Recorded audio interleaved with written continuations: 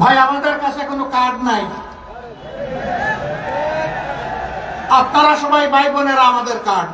এই উত্তরবঙ্গ বাংলাদেশকে খাদ্য এবং পুষ্টি সরবরাহ করে, আর সেই উত্তরবঙ্গকে পিছিয়ে রাখা হয়েছে ইচ্ছা করে। জনগণের ট্যাক্সের টাকায় পরের ধরনের পথধারী এ আমরা করব না।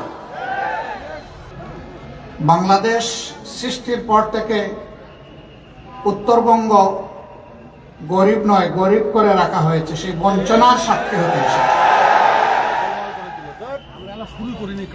সৎ মায়ের সন্তানের মতো উত্তরবঙ্গের সাথে আচরণ করা হয়েছে। উত্তরবঙ্গ আমাদের কলিজার অংশ। এই উত্তরবঙ্গ বাংলাদেশকে খাদ্য এবং পুষ্টি সরবরাহ করে, আর সেই উত্তরবঙ্গকে পিছিয়ে রাখা হয়েছে ইচ্ছা করে। আমি তার সাক্ষী হতে এসেছি।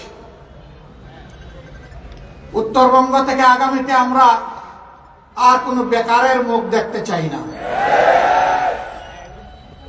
আমরা সকলের হাতে মর্যাদার কাজ তুলে দিতে চাই। আমাদের প্রত্যেকটা যুবক যুবতী, প্রত্যেকটা নাগরিককে আমরা দেশ গড়ার কারিগর হিসাবে তৈরি করতে চাই।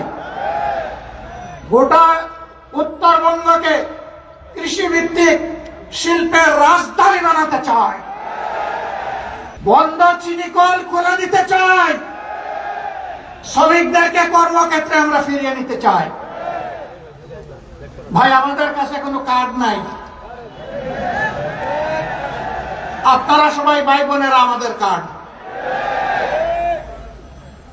আপনাদের বুকে আমরা একটা ভালোবাসার কার্ড চাই।